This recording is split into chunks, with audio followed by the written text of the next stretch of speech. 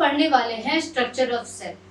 Group of cell से मिलके हमारा टिश्यूज फॉर्म होता है एंड ग्रुप ऑफ टिश्यूज से मिलके ऑर्गन फॉर्म होती हैं।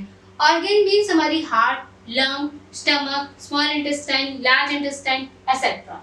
एंड ये ऑर्गन्स मिलके ऑर्गन सिस्टम फॉर्म करती हैं, like respiratory system, digestive system, cardiovascular system. And then ये सिस्टम्स हमारा एक ऑर्गेनिज्म फॉर्म कर देता है। ओके, अब स्ट्रक्चर ऑफ सेल पे आते हैं।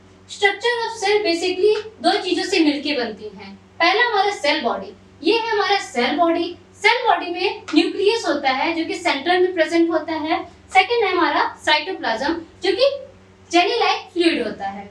इसके अंदर कुछ ऑर्गेनेल्स क्या होती हैं, फ्लोट कर रही होती हैं, एम्बेडेड होती हैं। और इसके ऊपर क्या होती है, हमारी सेल मेम्ब्रेन की कवरिंग होती है। ये हमारा सेमी परमेबल होता है। बेसिकली ये है हमारे सेल के स्ट्रक्चर।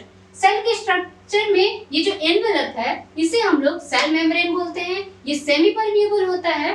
इसका मतलब है कि ये कुछ ही पार्टिकल्स को एंटर करवाती है एंड एग्जिट करवाती है फ्रॉम दिस सेल। ओके, और ये जो हमारी न्यूक्लियस होती है, न्यूक्लियस के अंदर हमारे न्यूक्लियोलस प्रेजेंट होता है। न्यूक्लियस का बेसिकली क्या काम होता है, ये कंट्रोल करती है हमारे पूरे सेल को, सेल की पूरी एक्टिविटीज को कंट्रोल करती है। जो भी सेल डिवीजन होता है उसे कंट्रोल करती है एंड क्या करती है, ये इंस्ट्रक्शन देती है हमारे साइटोप्लाज्म को कि वो प्रोटीन सिंथेसिस को अच्छे से करे।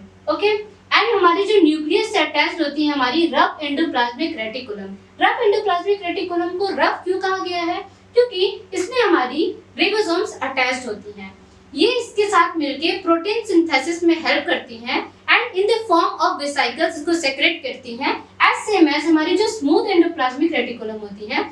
ये स्मूथ इसका नाम इसीलिए है क्योंकि इसमें हमारी जो रिबोसोम्स हैं ये अटैच नहीं होती और इसका काम होता है लिपिड एंड स्टेरॉइड्स को सेक्रेट करवाना in the form of vesicles. ये दोनों जो एंडोप्लाज्मिक रेटिकुलम्स हैं इसकी जो वेसिकल्स होती हैं ये गोल्गी बॉडीज में एंटर करती हैं और फिर ये क्या करती है, गोल्गी बॉडी हमारी पैकेजिंग में हेल्प करवाती हैं और जो वेसिकल्स हैं, प्रोटीन्स हैं, लिपिड्स हैं उसको नाम देती हैं, लेबल देती हैं और उसको डिलीवर करती हैं in the form of secretary vesicles. Okay, अब ये जब सेक्रेटरी वेसिकल्स बहुत ज्यादा एक्सेस अमाउंट में हो जाते हैं तब हमारी जो लाइसोसोम्स होती हैं वो उसे रिमूव करवाने में हेल्प करती हैं। लाइसोसोम्स को हम suicidal bag of the cells भी कहते हैं क्योंकि ये क्या करती है, जब सेल खराब हो जाती है तो उसे वो इंगल्फ कर जाती है, खा लेती हैं। और जो लाइसोसोम्स होती हैं वो एंजाइम्स कंटेन करती हैं और सेक्रेट करती हैं।